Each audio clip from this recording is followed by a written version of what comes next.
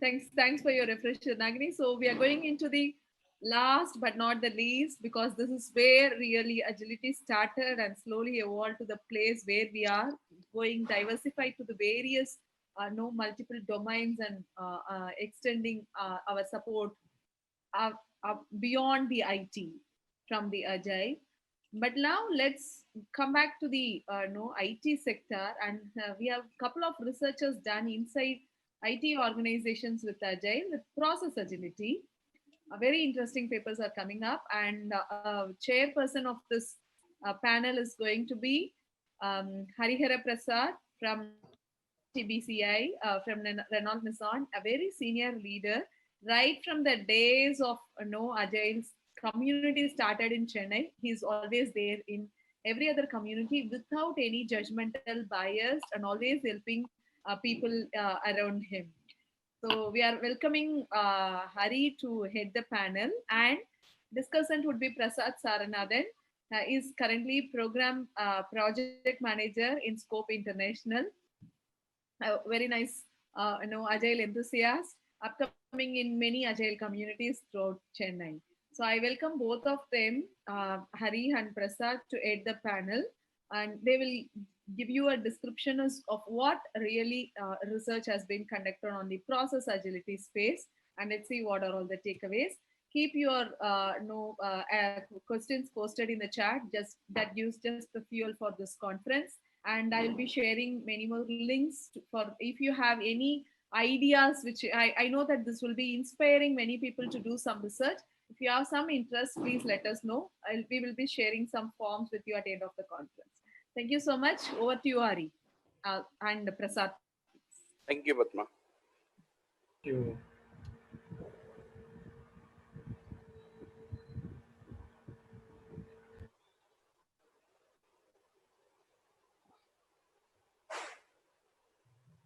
Hello.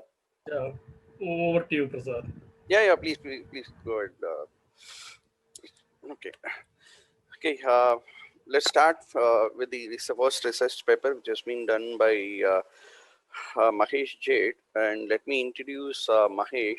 Mahesh is an agile evangelist and dedicated to championing the cause of building winning teams and winning products. And he is a very good facilitator by passion. He has it in him, and a coach, where he used to be called as an agilist by heart, and he works to bring agility to the organization and humanizing the workplace. He wanted always the humanizing the workplace with all the humors and other things. Okay, so let's welcome Magesh. Magesh, so over to you, Magesh. Thank you. Thank you so much, Prasad, for a beautiful introduction. And I had to just call out the in the beginning the name of the paper, and then I can share my PPT. So this has got a quick good background. I mean, special thanks to Padma ma'am. We were doing the agile coaching learnings, and we were into the ICP ACC batch. And at that point of time, this conversation came into the picture, and we started thinking about it. So that have been a journey, and since then we have been thinking about this topic. The title for the topic is the significance of the strategies and planning and designing a framework which is agnostic of um, agile frameworks, and that allows us to do an transformation based on the agile principles.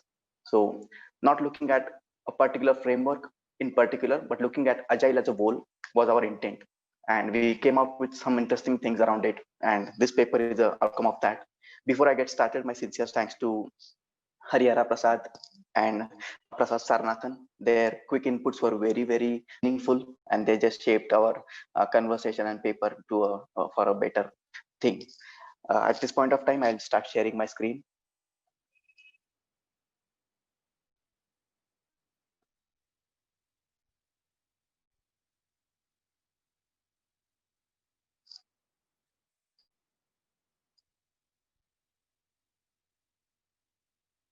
Great. So that's the name of the paper. And what really warms my heart is the second mention, the mention of the co-author. because that is none other than Padma Priya Devarajan. And she have really encouraged me to look at this topic and add my insights and do some research. And altogether, we have come up with this. That is really one of the best things that have happened to me into being into Agile. Padma ma'am also may talk about certain topics when we are discussing into the conversation. Um, so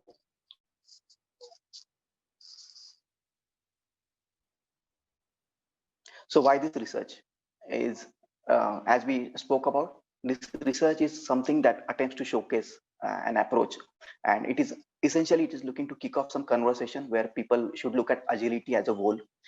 So interestingly, when we say what is agile, so in one of my early days into agile and into my scrum master role, somebody asked me on someone, there was a conversation that what is agile, and people started coming out with different answers, maybe following scrum and maybe being transparent and many other things. But then at the end, somebody just called out that being agile really means being following the 12 principles and the 4 values.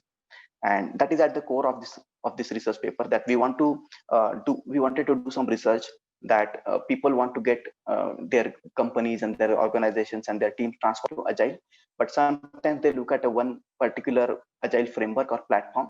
But we wanted to broaden that view and just encourage people to think about the entire agile spectrum and pick based from each of the spectrum and bring into the practice.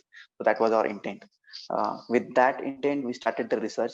And the abstract of this research, it talks about that agile provides the uh, values to be followed and principles to be followed to implement the thing. But sometimes when agile is implemented in organizations, people do not really focus on the principles and values, but they focus more on the practices and the frameworks. So that is a quick abstract. And according to Team Goy, when we were researching on that, there was a very beautiful quote that talked about a dogmatic approach to agile, such as prescriptively maybe adhering to just Scrum or just Kanban, is really not agile, and it could emerge as a serious anti-pattern. If organizations are really sticking to a one particular framework, that could be really a serious anti-pattern. So with that, we move to the next part. And this presentation is put into 3 parts. In the first part, we talk about the agile frameworks and platforms and how beautiful they look when they are together. That's the first part.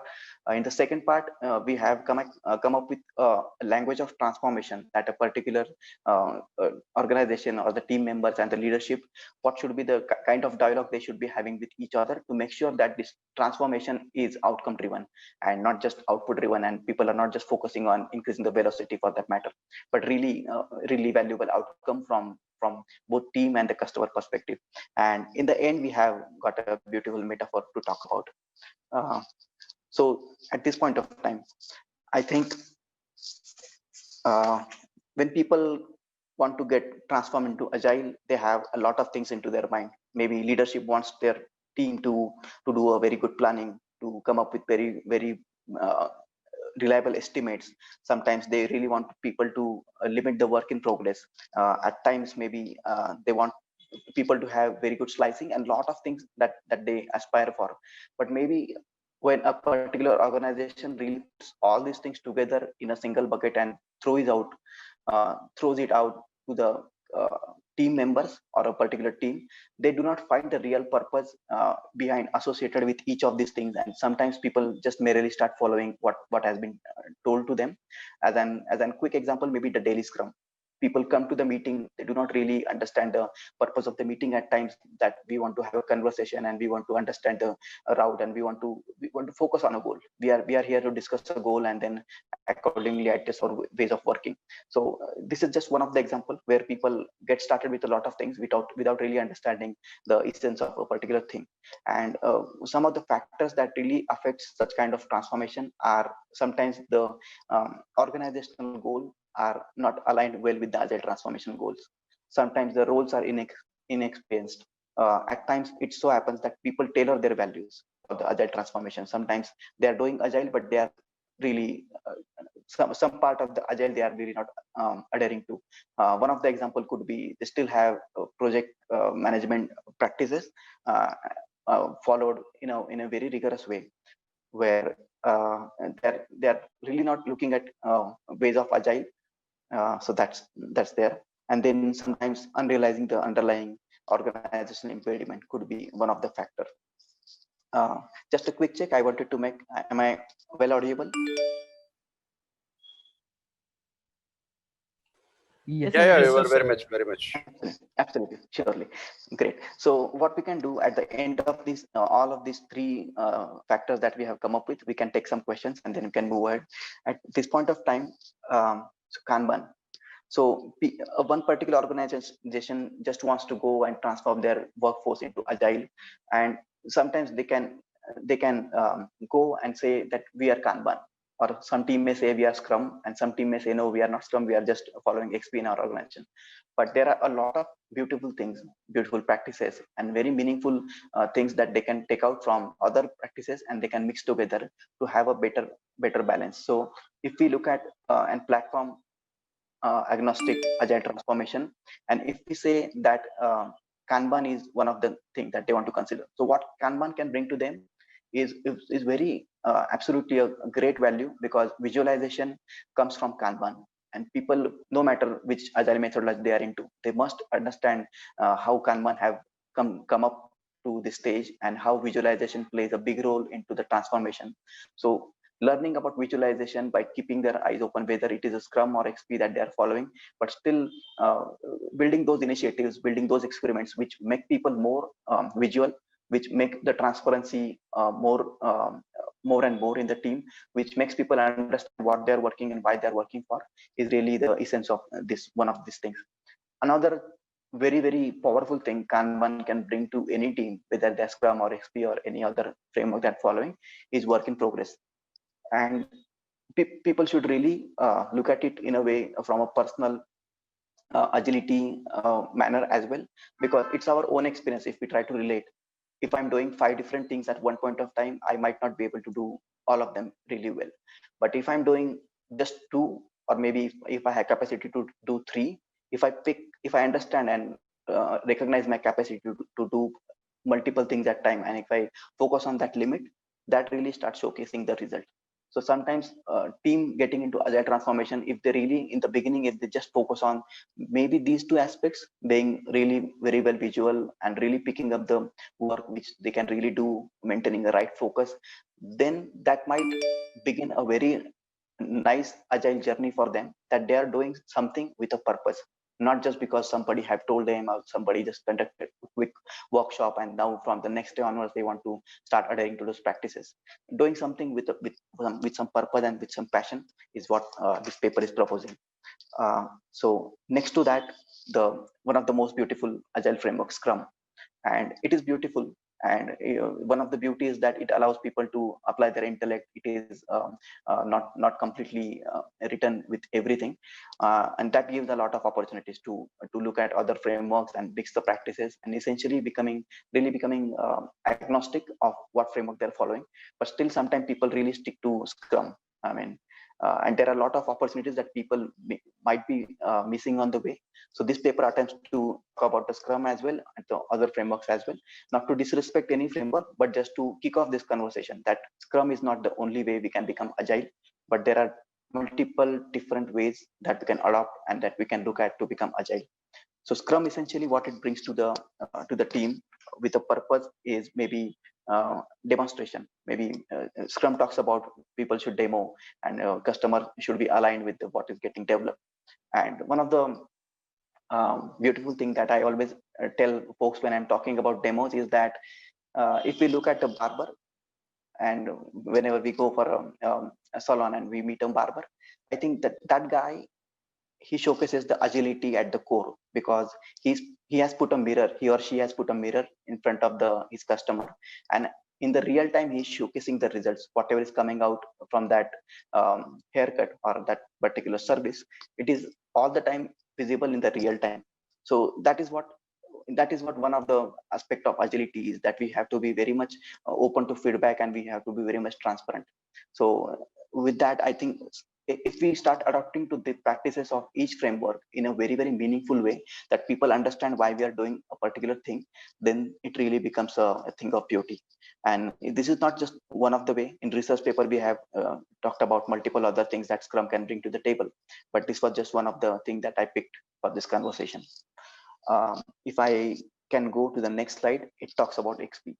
And I think this is one place where I think we talk about Shuha and Re in Agile, and we want people to start with something, then get better at something, and then break the boundaries and find out something beautiful and meaningful in a new way.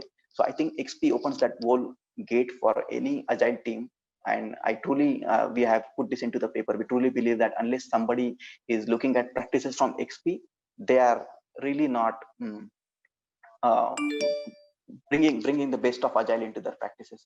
So if we look at maybe the pair programming, so we want people to work together. We always say that this is one team, and so people should work there. But until and unless we really bring that passion and really bring that practice into the team, that okay, two people can simultaneously work on something and they can provide review to each other, then until that point we're not really creating that spirit of working together.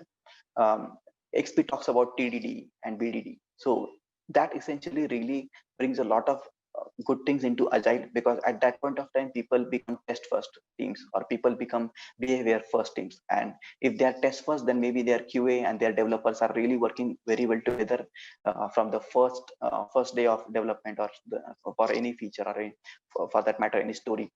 And similarly, for the behavior driven development, I think the customers and the developers they start coming out together from the very first day.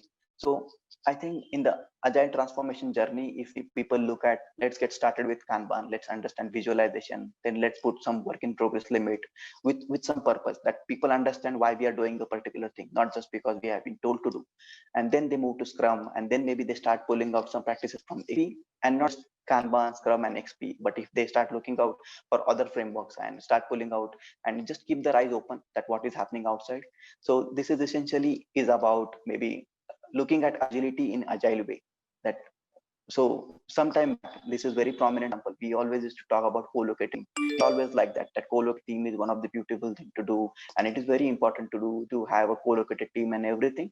But suddenly COVID happened, and now we are completely remote, and we are completely not just thriving at remote working, but we are exploring more ways to cut the cost, and more ways to maybe even more productivity and everything. So that is how Agile have been, and that has been one of the beautiful thing that I happen to be, I mean, and to many of us around the world coming into Agile and learning about Agile, not just at work, but in their way of working, in their way of life.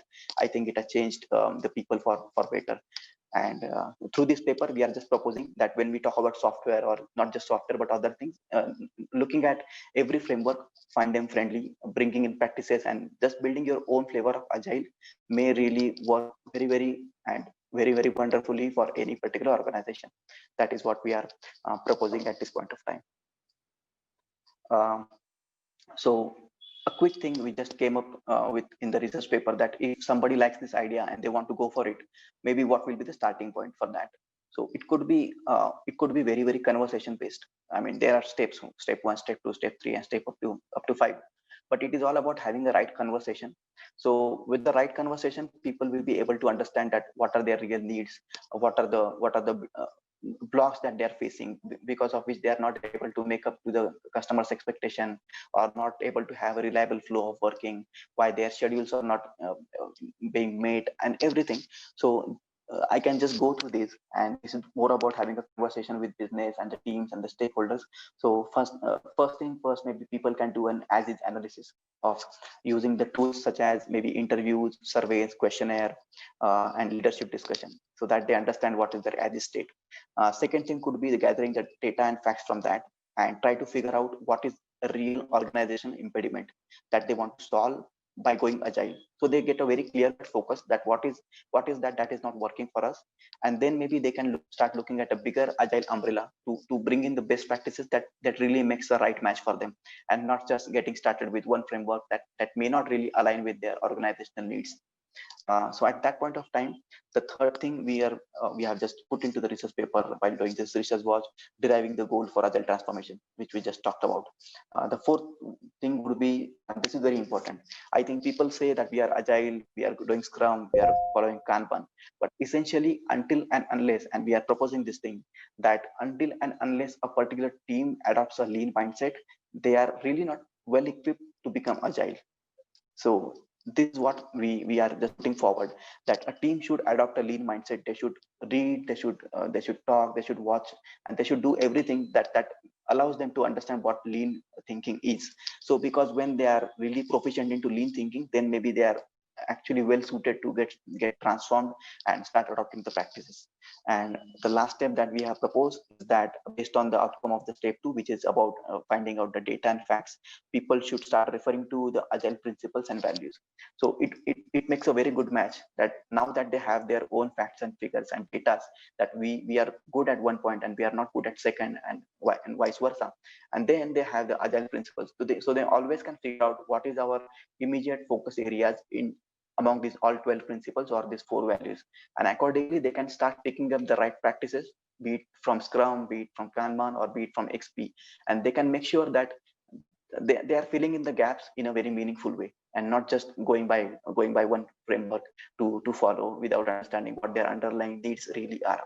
And in the research paper, we have talked about it in a more detail. We have created tabular structure wherein people identify the gaps or people identify the top focus areas, and at that point of time they include the principles and values. They pick up the top. So the way we pick up the top items from the backlog, people can pick up the top items from the values and principles, and on top of it they can pick up the right practices. It could be from XP, it could be from Kanban, and based on the need of the team, they can bring those things together so that they are really transforming with some purpose and with some intent, and people are enjoying.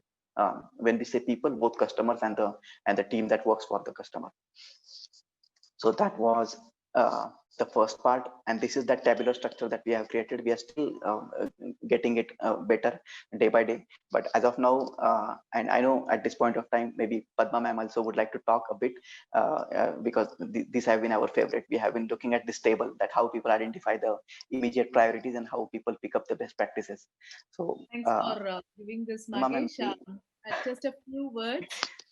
So why this research was conceptualized is, when we are talking about agile, people are directly deploying Scrum without any assessment, without any no evaluations, how far it will be suitable for the system. Now it has been tightly coupled that they are straight going to either Scrum if it is in the team level, or if it is a scaling frameworks if it is in the organization level. But not everywhere Agile is fetching the results which they are desiring. So where is the gap, right? The primary gap where no people going mistakenly is, Agile is basically about its values and principles, which is lagging in every other system. So out of those values and principles, first we need to evaluate where which part of the principle or values we are lagging at, the organizations are lagging at. So that has to be done. And the second point is, don't go by the practices blindly. Practices are helpful to implement these principles and practices into the system, but that doesn't mean it is going to bring the values. Just the practice is not equal to the values. So give your utmost attention for implementing the values and principles using the frameworks rather than heavily depending on the frameworks. That's the core point of this research. So what we are proposing, while we are going with this mindset of doing real agility, what can be the proposal? You can ask a question. You go and suggest something called agnostic agile in my organization. In that case, we are just proposing a realistic framework. The first column in this tabular column is the 12 principles of agile, nothing but. The second one is, just think of what is it is speaking about. For example, the first one, our highest priority is to satisfy the customer through early and continuous delivery of valuable software. What are all the factors that first principle is talking about? The first one is, it is talking about iteration. The second one is talking about customer focused, right? And third one is, it is saying to reduce the uncertainty. by early, the word early, uncertainty, and small releases, and prioritize the customer needs. These five factors are the principles the first principle is talking about, right? So for the first principle, what are all the similar practice we have in either the frameworks of Scrum or Kanban or XP? We have sprint to implement iteration or time box. We have sprint in Scrum, iteration in XP, product backlog prioritization in Scrum, right? Sprint review ceremony to engage the customer. So these are all the practices which was brought to implement that value, the principle. So if you want to implement a framework agnostic agile transformation in your organization, what you can do is include a fourth column. Okay. Now, similar to this practice, adhering to that values and principles, what can be done for my system? Think. You are agile, you are agility. Think. Ideate what works for you based on the organizational impediments assessment which Magesh narrated, right, in the step 1 and step 2, collecting all those data and the results. Ideate for your own exclusively. See, I used to say every organization is unique, their strategy, their product, their service. Though products may be same for few organizations, still their strategy is different. So every organization is unique, like you have a thumbprint in your no thumbprint. So not all the frameworks bundled has an no come with Kanban or Scrumban or Scrum XP or whatever safe or whatever it is. If you are deploying it directly, it is not going to fetch you the desirable results. So customize it. The agile transformation models, the agile transformation package which you are doing for the organization should also be exclusive. That's the utmost goal of this research. So not to take much time, if you see this subsequent principles for each one of the principles, what are all the principles? For example, the fourth one, uh, business people and developers should interact daily throughout the project. It says daily interaction meeting and economics of the small batch size, cost of delay. These are all the factors the fourth principle is saying, right? So what are all the practices we have in the Scrum for that, or in XP? Daily stand-up meeting, availability of product owner at any time, user stories, backlog refinement meeting, BDDs, all these concepts are covered for this principle. So similar to this, you can ideate for your own. Its responsibility of the each agile coaches is the same, to think about what is specially needed or how can I customize the package for this. So similarly, we have listed all these 12 principles no for all the practices. It will be released in the IJTRD paper. You can have a reference. Having this paper as a reference, you can create your own framework agnostic agile transformation model, and that's the outcome of this paper. Thank you so much. I doesn't want to take much of your time, Magesh. Please proceed and just give an overview of the remaining stuff. Absolutely, absolutely, Balma ma'am. It's really wonderful. And we got a very beautiful comment in the comment section that talks about customization is the beauty of Agile. And we are going to definitely going to talk about it in the latter half of this presentation. So in the interest of time, I know the second topic we have to get started with, and this is really about outcome driven diagnosis. So let's suppose one particular organization started customizing to their needs, they picked up the right practices, right frameworks, but how do they ensure that they are moving forward in a right path? How do they ensure that they are doing something which is bringing outcome? So at this point of time, we have done some research and we have come up that as a leadership, there could be three roles, wherein there could be a representative from development team. It could be a scrum master or an agile development leader. We're not calling it out as an agile development manager to be specific. We have just named it as agile development leader. Maybe agile delivery leader to be specific, and the other one could be the business and stakeholder or the product owner, and the third aspect is that it could be an management. So when we say management, it could be the higher level management, which is looking at the program and projects and everything. So what we have come up with is that people should focus, and I'll just move this slide to the next one. So essentially, we are talking about the language of transformation, that what kind of dialogue people should have with each other so that they make sure that they are going agile, they're adopting to different practices from each of the framework, but they are still very much focused on the outcome. And the first thing talks about being more reliable. And I think this plays a very big role, that stakeholders find like stakeholders tend to support a particular team very much when they know that this particular team is very reliable. They come up with some estimates, or they come up with some ideas and things which are very reliable. They propose something, and they can really relax and look at the outcome to come after some time. So how do we really make sure that people that teams are reliable? So the kind of dialogue that these three personas can have is that maybe agile leader can constantly keep talking about, are we changing the story size starting the sprint. And this may look very small, but this has a very big impact, because let's suppose one particular team says this is the 5 story pointer item, and I start working on it, and after some time they come up with, we discovered something and it is a 13 story point story, and we need 2 more sprint to complete that. Then at that point of time, then they break that loop of reliability. So I think in the agile transformation program, the leader should always talk on these similar lines. The other example that I'm quoting is that maybe business can look at, are we adding and removing stories in the middle of the sprint? Are we really trying to keep up the focus? So on one hand, we want to become reliable, and on the other hand, if business is continuously restructuring and adding and removing stories in the middle of the sprint, if it is happening regularly, we are open to changing requirements. But if it is happening regularly, then that might really create a distraction and get the team away from the focus, and that may result into having a less reliable team. Again, management can look at this perspective, and they can say that, can we check if we have a T-shaped team or T-shaped skills in our team, that people can pick up something and they can start swarming along with other members, and a lot of things that come into the picture when we have T-shaped skills into the team.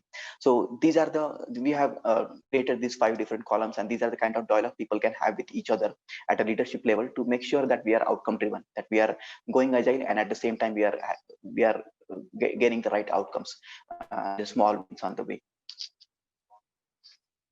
The other one is about achieving velocity. And when we say velocity, it is not higher velocity, it is optimum velocity. We are not proposing that people should go after making a team go from 20 story points to 40 or 40 to 80, but it should be an optimum velocity, whichever really is apt for the capacity and the capability that team is having.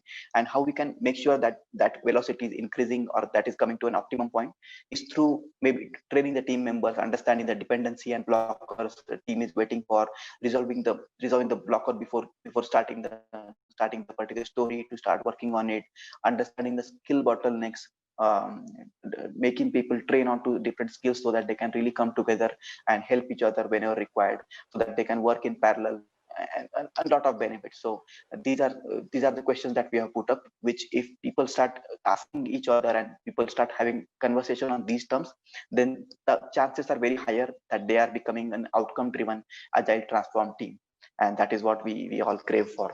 um, and of course there is other side to it. I mean, this is not part of the paper, but still want to call out, uh, agile, we always have a softer side to it. People want to get empowered, people want to feel happy. So these sides may be not getting directly covered into this, but still when people start looking at different agile practices and framework, they would definitely find those aspects into their process as well.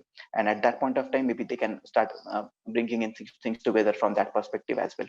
So moving on next, the third thing is about achieving consistent lead time. And I know these days, if we go on some of the Kanban related things, people are really talking a lot about it, that how we can really have a consistent lead time.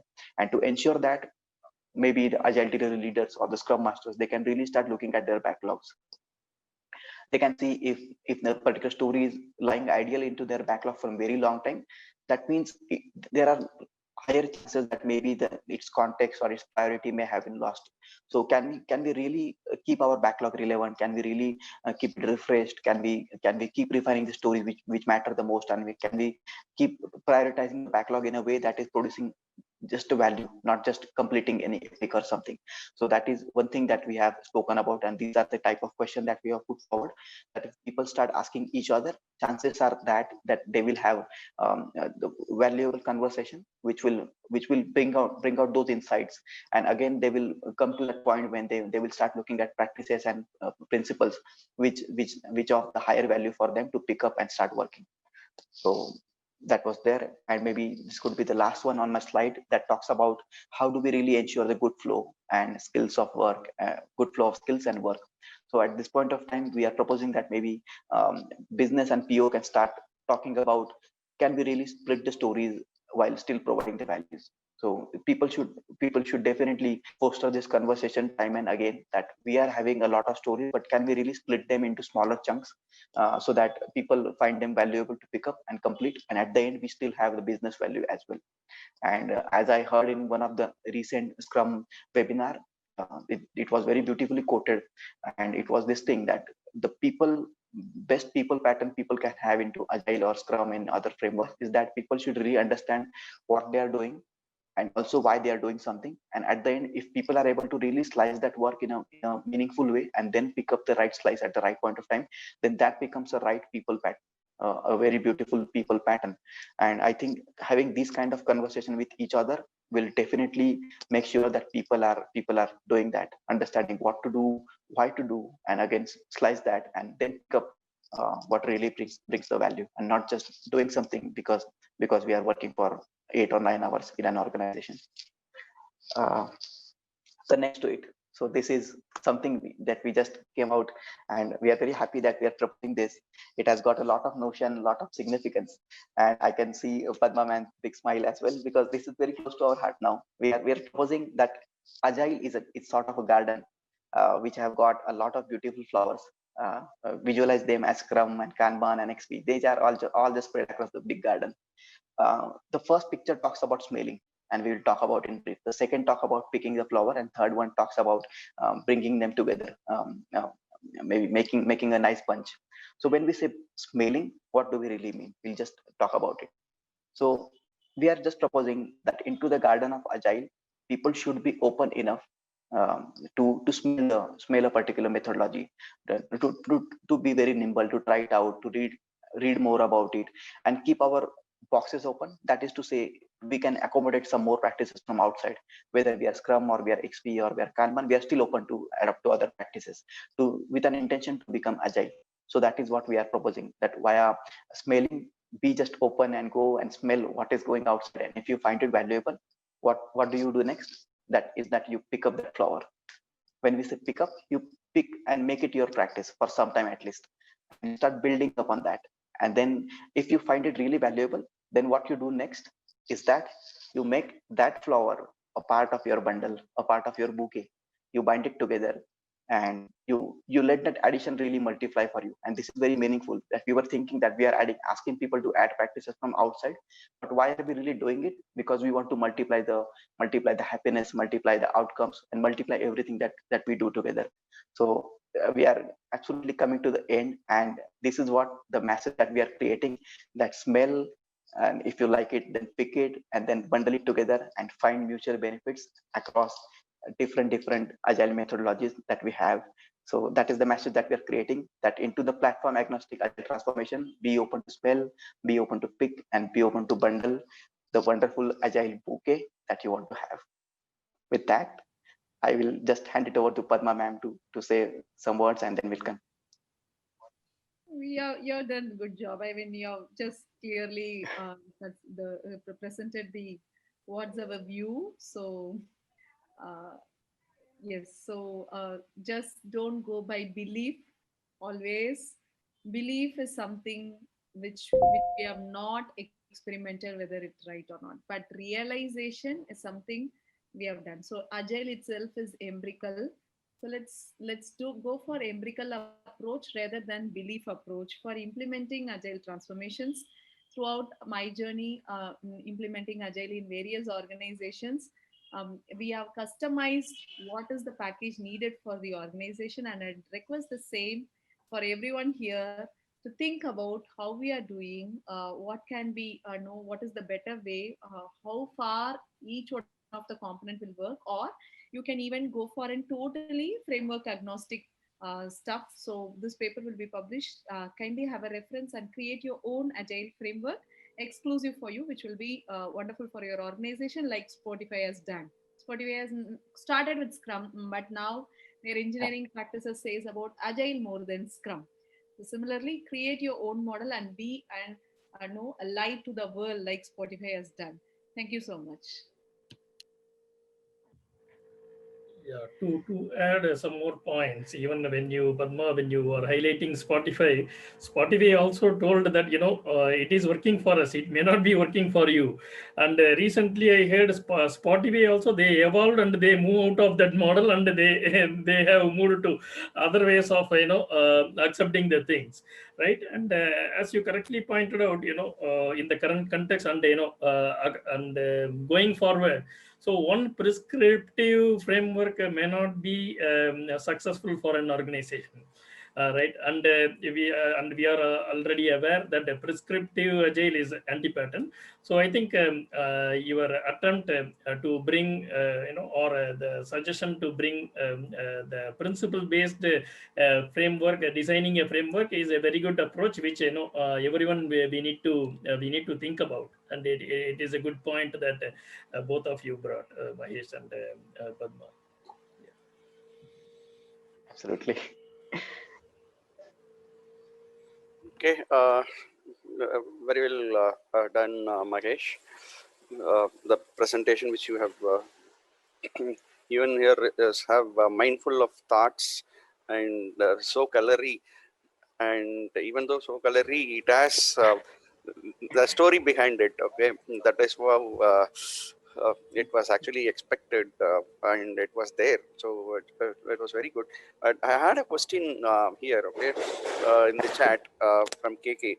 How do we move uh, velocity capacity stuffs in our organizations, and how can we bring in that mindset and move towards outcome? Yeah, Prasad. Even I looked at the chat window, and this question was really very powerful. And I would try to address it in from a different perspective. That when we are looking at velocity, forget about velocity for a while and start focusing on your demos. So maybe even if you're doing less, but if your stakeholders are happy, they are bringing in the right value, and they're excited to bring in more features of similar sort of, and the work is coming in, and people are finding value in what we are accomplishing. That maybe the focus can move away from velocity to the real throughput.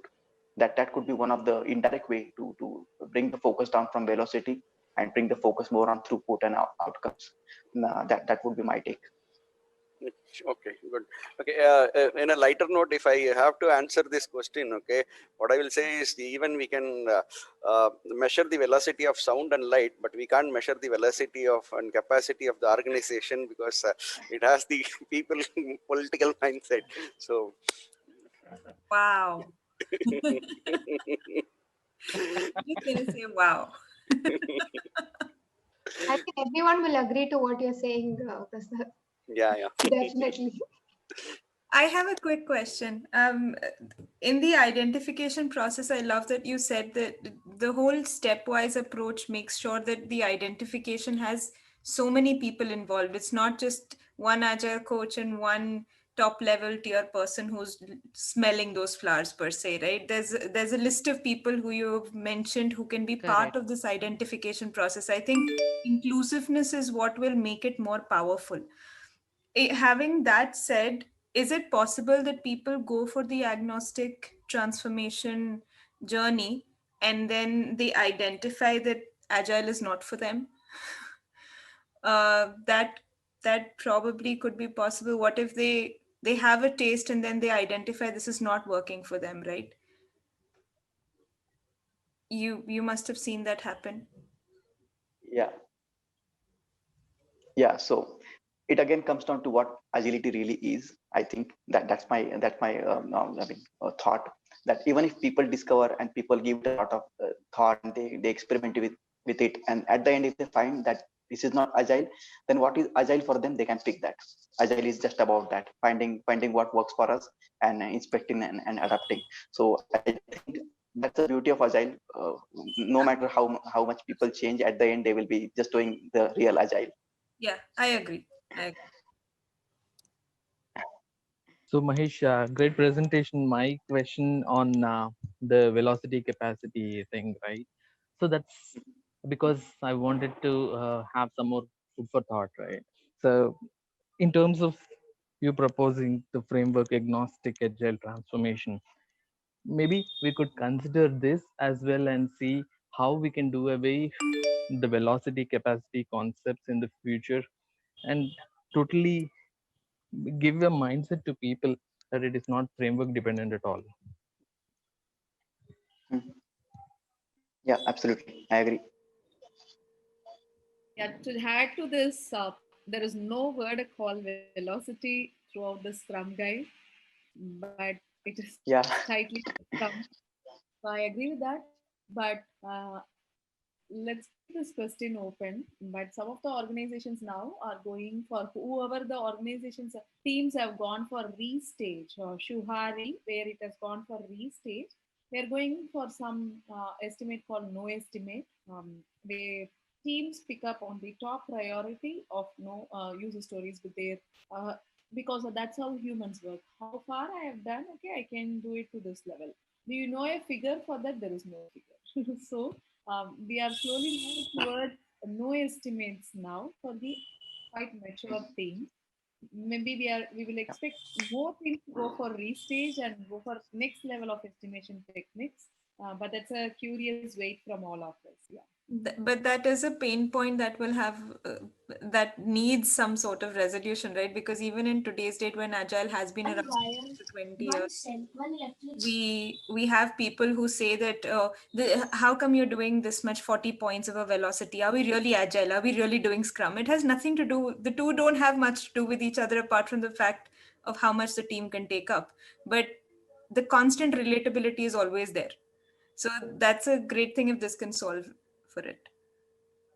Yeah, as said by Batma, Scrum doesn't, or even Agile doesn't have a velocity measure of the capacity or the productivity. But Agile velocity is a different estimation, which we will report the progress of the team. It is only the progress of the team and not the individual performance or not the productivity performance. It is actually the release of the team. I mean, progress of the team.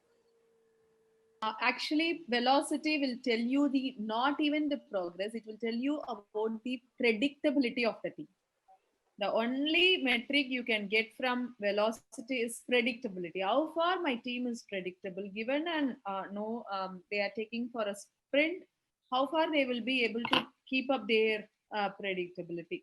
So that's the only outcome from the velocity. Unlike other many organizations, things that they project their productivity or performance or outcomes and various other factors. That's not the fact. The only thing you can see from a velocity is predictability. So, as cited, we can keep this question open. In fact, we can do some research on this on the future of estimation in Agile, maybe in our next conference, or someone can present in other conferences too. But that's an food for thought for you all to take up this and Yeah. think about what can be the next evolution of estimation. Yeah. Okay. Any more questions? Okay. Silence is a good thing. Okay. Here. Thanks, Mahesh. Very, very good presentation which you have made. Okay. So over to you, Prasad.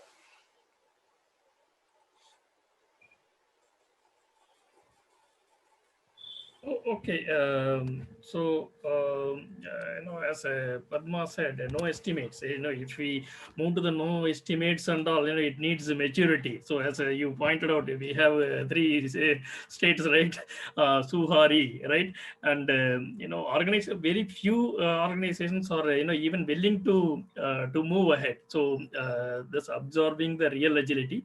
So, it is a way forward for us to move to that state. So yeah, I think it was a good presentation. You gave your nice thoughts, Mahesh. I think those who are here, so we can take it uh, as an outcome for us, and we can also try to frame our own framework, right? So yesterday also we could see there were some frameworks that were designed by Kiran, right? And today also we could see, right? So it was even humble. It was like a framework, and today also we could see the psychological side of the agile implementation. So it is a different type of framework.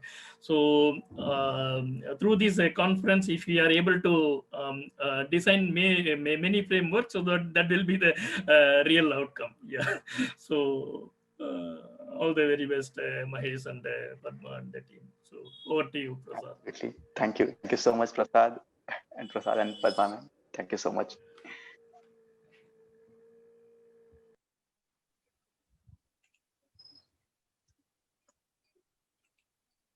Prasad, you are speaking in mute. Oh, so I'm sorry. Okay, thanks, Mahesh, thanks, Padma, thanks, Prasad, and Mahesh, your presentation was very wonderful, marvelous, and thanks. And we will move to the next research paper.